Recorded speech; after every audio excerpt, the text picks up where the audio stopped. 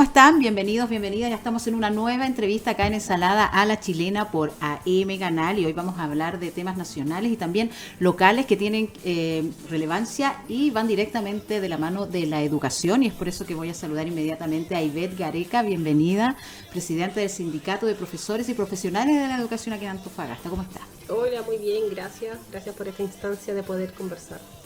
Hablemos primero lo que se está llevando a nivel nacional, ¿cierto? Esta convocatoria, estas manifestaciones que tienen que ver con los psicopedagogos y psicopedagogas. Cuéntanos, Ivette. Sí, bueno, los psicopedagogas a nivel nacional llevamos una crisis de muchos años. No es nada nuevo lo que hoy en día está pasando. De hecho, más de 20 años luchando, tratando de reivindicar nuestra profesión, pero hoy en día creo que ha gatillado mucho más fuerte, donde ya los colegas dijeron basta de abuso, basta de no reconocernos, basta de que nos segreguen, y se empezaron a convocar en un grupo pequeñito y después esto se fue agrandando y finalmente esto concluyó en hacer una acción de movilización, de visibilización de nuestra profesión el fin de semana, el día sábado 7 de junio, donde en varias regiones del país se convocaron, se manifestaron, pusieron sus lienzos y dar a conocer las demandas que nos afectan principalmente en educación y en salud. ¿Ya? ¿Cuáles son esas demandas? Ya, esas demandas en educación son participar de manera activa como psicopedagogos también autoconvocados en la modificación del decreto 170.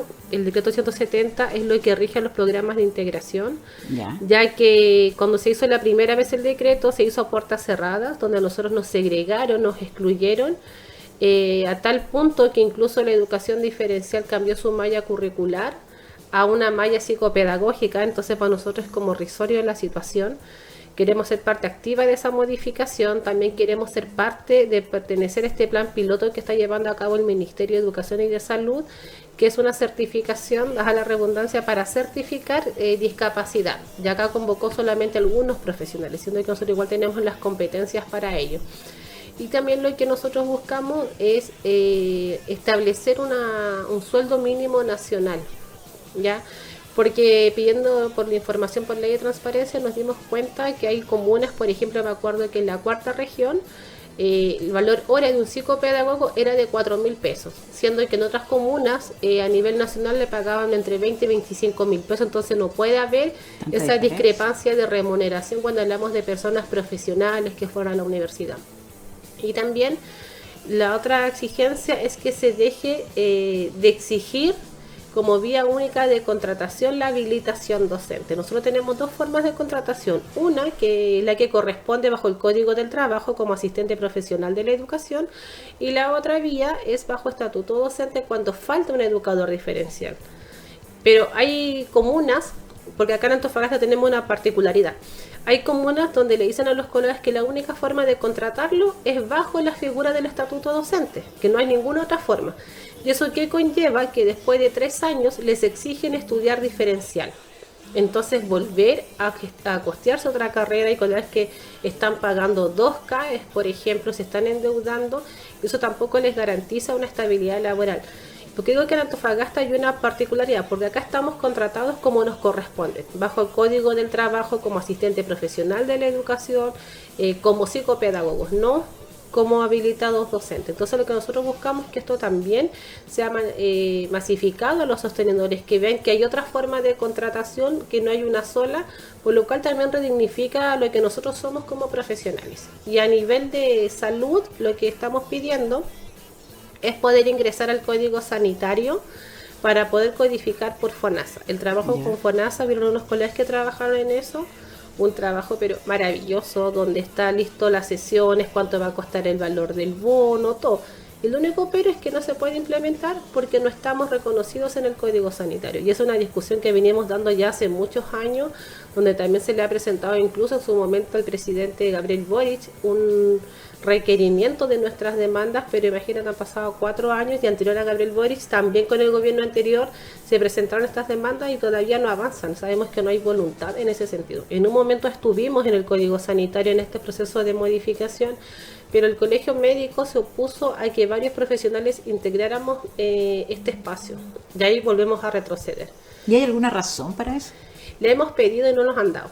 De hecho, se han pedido por ley de transparencia cuáles son las razones y dan pura respuesta en verdad absurda, así como que esto no es materia de acá, esto corresponde al Ministerio de Educación.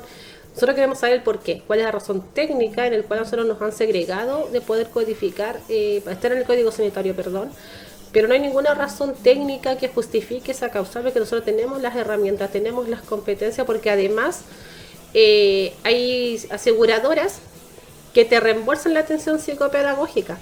Hay ISAPRES que también te reembolsan la atención psicopedagógica. Entonces, ¿por qué una persona que es FONASA no puede acceder a la atención psicopedagógica? Entonces, lo que hace esta instancia es segregar y discriminar nuestra atención, y lo que nosotros queremos es que sea una atención universal a todos los segmentos de la población. Cortar con la brecha económica de que solamente aquellos que pueden costear sigan costeando, pero aquellos que no pueden se van segregando mucho más. Y Betty, decías recién, se había conversado o se habían dado estas propuestas al presidente. ¿Ahora qué ha pasado en este último tiempo? Ninguna respuesta, todo está congelado. De hecho, hemos hablado con algunos parlamentarios que se han comprometido, pensamos que esto se agilice mucho más. Tiene que haber una priorización en ese sentido, porque todo el mundo habla de aprendizaje, que los niños no aprenden, que están listos los aprendizajes, todo el mundo habla de aprendizaje. Pero sin embargo, el profesional competente del aprendizaje lo tienen segregado. Y nosotros somos los profesionales que vemos los aprendizajes. El profesor ve la parte curricular, claro, que es su fuerte.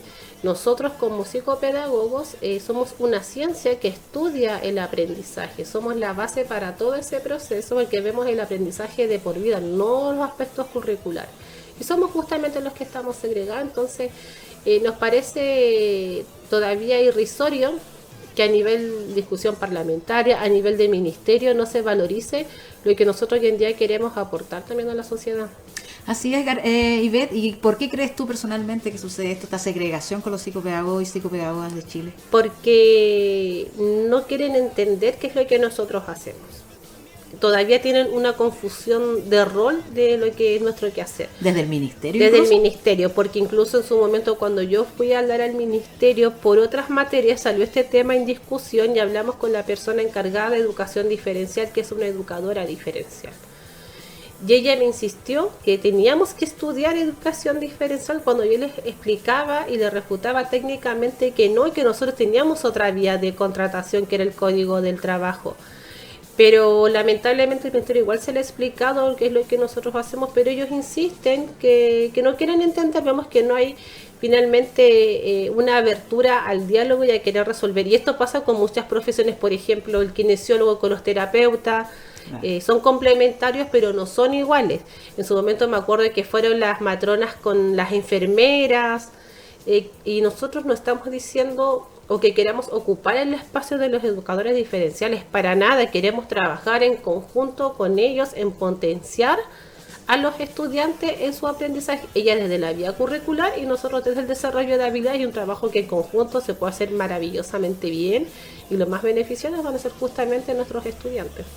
¿Y qué se viene ahora con respecto a estas propuestas, estos petitorios? Sí, bueno, ya está casi listo el petitorio, porque hemos trabajado a full en revisión, en tecnicismo, darlo a conocer a las bases, porque se levantó desde una reunión de base toda esta información, para que se apruebe, y ya presentarlo de manera oficial a los entes que correspondan, y a también las otras acciones que se van a hacer en el futuro. O sea, ya este fin de semana, si no me equivoco, tenemos la próxima asamblea con los psicopedagogos autoconvocados, que la dirige, hay un colega, si no me equivoco, que es de Santiago, donde se va a aprobar y determinar las acciones, que dentro de ello puede ser una nueva movilización para seguir visibilizando, o ya calendarizar de manera transversal en regiones, por ejemplo, reuniones, ya sea con Seremía o con gobernador o con las delegaciones presidenciales. Entonces eso va a venir en los próximos planes de acción que se van a desarrollar después de la asamblea. ¿Y han tenido acercamiento con alguna autoridad en particular, más allá del presidente o de Seremi, no sé, quizá algún diputado, alcaldes que se hayan apoyado esta instancia que ustedes están solicitando? Sí, mira, en Copiapó, la otra vez un colega logró tener una reunión con una parlamentaria, ¿ya? Se le explicó esta situación, también quedó de dar el apoyo. Acá en Antofagasta, por ejemplo, ya he hablado con Sebastián Videla, don Pedro Araya, y estamos en eso, pero necesitamos también que sea mucho más ágil Claro. este apoyo, donde ya se concrete. Me acuerdo que el diputado Naranjo también en su momento nos apoyó mucho y dijo, bueno, hay una problemática, entonces pongámonos a trabajar.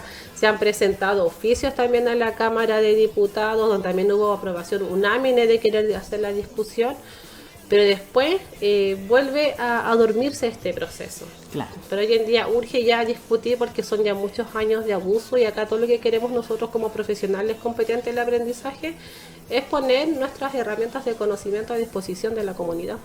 ¿Son muy pocos los psicopedagogos y psicopedagogas a nivel nacional? Mira, no son tan pocos, Ya. pero sí son bastante segregados. O sea, acá en Sí. Antofagasta es distinta la realidad, pero no por eso nos vamos a estar ajenos a lo que está ocurriendo en otras comunas, donde en verdad es terrible el menoscabo de sostenedores, como que no, ustedes no saben hacer esto, o ustedes son contratados para asistentes de aula, sin desmerecer un trabajo súper importante de las Sí. asistentes de aula, pero nosotros tenemos otras herramientas a desarrollar dentro de la comunidad educativa. O del mismo ministerio, cuando uno, por más que le explica, no quieren entender cuál es nuestro quehacer. Entonces, pero a nivel nacional se complejiza porque hay comunas rurales donde de repente el único profesional de la familia es que es un psicopedagogo y se ve como amarrados de mano el poder ejercer. Sí. Y todo lo que está haciendo finalmente el ministerio no da respuesta es desvalorizar el esfuerzo que se ha hecho durante años de las personas que están estudiando. Y llama bastante la atención que desde el Ministerio de Educación, no tengan claro cuál es el trabajo que realizan. Además, justamente y además que discutan políticas de inclusión a puertas cerradas, Claro. porque hoy en día el decreto 170 está obsoleto a la realidad actual de lo que es materia de inclusión y lo están discutiendo a puertas cerradas. Acá lo correcto es haber hecho una discusión, por ejemplo, transversal en las comunidades educativas, que todos opinaran, incluso los apoderados que son nuestros usuarios directos, qué es lo que ellos opinan, cuáles son las mejoras, todo un trabajo que se tuvo que haber levantado y no estarlos discutiendo a puertas cerradas, porque justamente por discutir a puertas cerradas, hoy en día nosotros hemos sido segregados frente a eso. Claro, porque se debería discutir con todos los entes principales que están dentro de la educación y dando ese trabajo de formación, ¿o no? Exactamente. Claro. Y Beth, vamos ahora a un tema local, ha sido bastante bullado, ¿cierto? Ya hace una semana lo que ha pasado con la CMDS también, contratos y todo eso. ¿Cómo va todo eso y cuál es tu mirada frente a esa problemática aquí a nivel local? Algo que se veía venir más temprano que tarde, lamentablemente el alcalde no quiso escuchar cuando nosotros nos reunimos con él, que fue antes que asumiera y una semana después que asumió el cargo. Nosotros le dijimos lo que estaba pasando en corporación, en muchas cosas, no solamente en un tema de uso de recursos, pero él simplemente no quiso escuchar y es lamentable, porque finalmente vemos que como las plata de la educación nuevamente se utilizan en cosas que no corresponden. Claro. O sea, no sé qué tanto era el afán de pagar un servicio de comunicación cuando hoy en día la corporación, por ejemplo, tiene sus redes sociales activas, tiene YouTube, por ejemplo, una plataforma también comunicacional. El departamento de prensa aumentó su dotación de profesionales, entonces en verdad no se ve el sentido de pagar 65 millones, que el 40% fue por vía educación, cuando en educación hay otras urgencias que resolver hoy en día. Le dijimos situaciones irregulares, por ejemplo, como quien salió la ex secretaria ejecutiva. Sí. Le dijimos, ella volanteó estando con licencia médica. Ahora que todo el mundo de las licencias médicas, que son todo el mundo la está cuestionando y la están criminalizando prácticamente. Cuando nosotros denunciamos el año pasado, hubo un silencio rotundo de ciertas autoridades. Nadie se dedicó a investigar, solo tuvimos que ingresar la denuncia a Contraloría. Entonces es lamentable porque cuando la educación no se pone como eje central de discutir las políticas comunales para la mejora de la comuna es porque no se entiende absolutamente nada, no porque la corporación nos quede 6 meses como corporación porque el otro año pasamos a ser SLEP, nos vamos a desligar y hacer manitos levantadas así como que esto ya fue y luego escondo las manos. Al contrario, debería ser un tema de urgencia y de habernos escuchado. Creo que acá hubo una testarudez de parte del alcalde, no querernos escuchar y simplemente quedarse con esta imagen como problemática del sindicato, que el sindicato es problemático, es conflictivo, pero al final y al cabo el tiempo siempre nos da la razón, porque nosotros lo que justamente buscamos es las mejoras en la educación. Y yo sé que también acá hay una molestia de los apoderados cuando nosotros nos vamos a paro. De nuevo los profes a paro. ¿Hasta cuándo? Pero lamentablemente el paro fue la única forma de lograr otras mejoras. O sea, los proyectos de infraestructura, que si bien hoy en día hay y que todavía faltan, es gracias a los paros. Que hoy en día haya una brigada de limpieza en las escuelas fue gracias a los paros.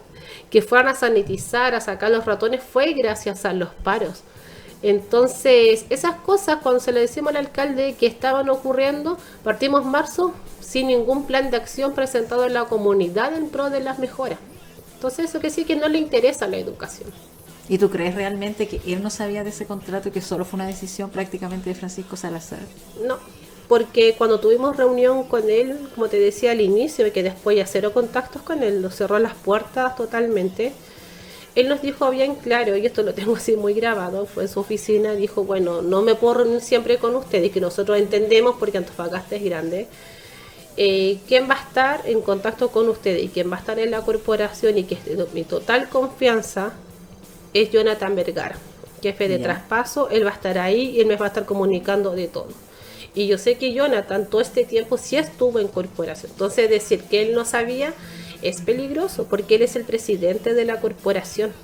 Entonces él tiene que estar al tanto de todo lo que está ocurriendo o qué equipo tiene trabajando que no lo está poniendo en conocimiento de las cosas que están ocurriendo, porque esto fue un tema que se destapó.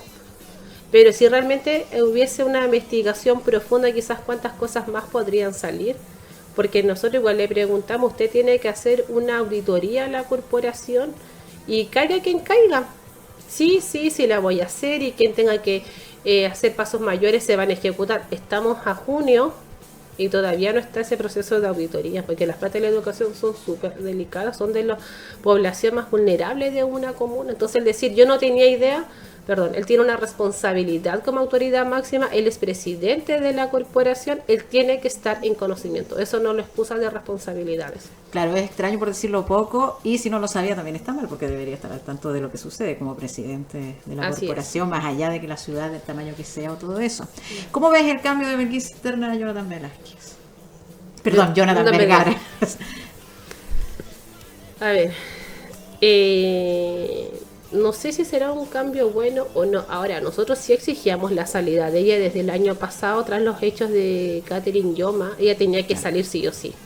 O sea, hay una cuestión también de resignificación de nuestras luchas en la calle, porque ella, siendo secretaria ejecutiva, hoy en día no hay ningún responsable administrativo de las cosas que la colega denunció. Entonces ella tiene una responsabilidad y tenía que salir. Decir que Jonathan Vergara es como lo mejor, no sé, porque finalmente cuando estuvo como jefe de traspaso, todos eran palabras de buena educación, no eran acciones concretas. Entonces creo que los cambios se ven cuando tienen facultades el poder accionar frente a eso. Porque él dijo, yo vengo con poder resolutivo a la corporación cuando era jefe de traspaso.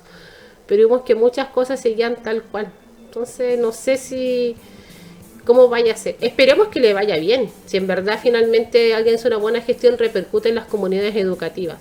Pero sí hay formas distintas de ver las cosas. Yo cuando hablé con él critiqué de que la corporación siguiese siendo una caja de favores políticos, que hoy en día está lleno de Evópolis, de Renovación Nacional en la corporación y mucha gente de sobrefuncionarios a lo que teníamos otros años. Pero no le encuentra nada malo. Entonces eso igual es preocupante. No tenemos que hacer la crítica frente a esa situación. Pero insisto, ojalá le vaya bien en su gestión, pero también tengo mis dudas frente a ello, porque él siendo jefe de traspaso, que estuvo todo el día y que también diga que él no sabía de nada, igual a uno lo deja así como, bueno, entonces, ¿qué está pasando? Claro. ¿Se ha incrementado mucho los funcionarios que tienen militancia política en la CMDS? Sí, de hecho la corporación, a ver, años anteriores, ¿cómo funcionaba? Está el secretario ejecutivo, que es la autoridad como máxima en la corporación. Después seguían las jefaturas de dirección de educación, de recursos humanos, dirección jurídica, de obras, no sé si me queda alguna más. Y en ocasiones estaba el administrador corporativo, que esa figura estuvo desaparecida durante muchos años y volvió cuando estuvo Wilson Díaz. Y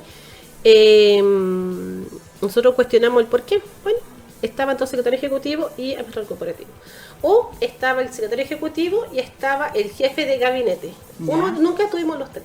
Y hoy en día teníamos secretario ejecutivo, administrador corporativo, jefa del gabinete y además el jefe de traspaso, que si bien es municipal, estaba constantemente en corporación. Entonces hay dos cargos o uno más de esa figura, que es la jefe de gabinete que llegó, que no tiene sentido en el fondo, porque tampoco digamos que vino a agilizar procesos y que uno vea una corporación mucho más ordenada, mucho más rápido. Después tenemos la figura del director de educación. Antes estaba el jefe de educación y hoy en día tenemos director de educación y jefe de educación. Entonces no sé cómo van a haber dos figuras paralelas, quién manda a quién en el fondo. Y tenemos también los dos personas que llegaron a prensa, ya del equipo de prensa. Entonces ya vamos 4 personas más que antes no estaban y con sueldos altos, plata de educación, que eso igual es lo grave, son los que bordean los 3 millones de pesos. Y el equipo de gabinete técnico. En gabinete técnico siempre eran como profesores que los mandaban a cumplir funciones ahí por un tiempo, que después regresaban a su unidad educativa, o equipos directivos que eran sancionados por malos tratos y que nosotros veíamos que se los llevaban como premio a trabajar a gabinete técnico. Y con los sueldos iguales a lo que ganaban. Y hoy en día llega gente 100% nueva, que son como 3 funcionarios, si es que no me equivoco, a gabinete técnico. Y una de esas personas se dice de que es pareja de quien sacaron de la corporación a esta persona de prensa, que era Francisco. ¿Sí? Y también hay una de que muchos de ellos estuvieron en la campaña del alcalde. Entonces, claro que hay una crítica en que la caja de favores políticos sea la corporación, porque la plata de la educación tiene otro sentido. Tenemos que resguardarnos con buenas acciones desde la probidad y no que lleguen esta sobredotación que hablamos cerca, no sé, de unas 7 u 8 personas que nosotros conocemos, porque hay otros también departamentos más que uno no tiene mucho contacto. Entonces es preocupante porque él dijo de que no venía por esa línea, pero vemos que sigue estando. Y también ver si necesariamente se requiere esas personas. Puede que sí, aunque lo dudo. Pero ¿por qué no se llama concurso si queremos tener personas con mejores habilidades para dirigir la educación? Porque tiene que ser, o sea, yo te hago la campaña y te doy un cargo político. Y eso es lo que hoy en día ha dañado la educación. Por eso hoy en día están los resultados como están. Pues hay una crisis en cuanto a la gestión de educación. Porque se sigue ocupando para pagar estos favores políticos. Y Betty, ustedes como sindicato de profesionales de la educación y profesores, ¿qué van a hacer al respecto? Nosotros denunciamos en el mismo día, denunciamos a Contraloría, denunciamos también en la Superintendencia de Educación para que se investigue. Y por el tema de las licencias médicas de la ex secretaria ejecutiva, que estando con licencia médica volanteó a la campaña de Jonathan Velázquez, también fue denunciada a Contraloría. Y que finalmente Contraloría esclarezca la situación si corresponde o no, y así hay mayor transparencia. Y creo que si sale todo aquello, nos quedamos tranquilos y no hay nada irregular.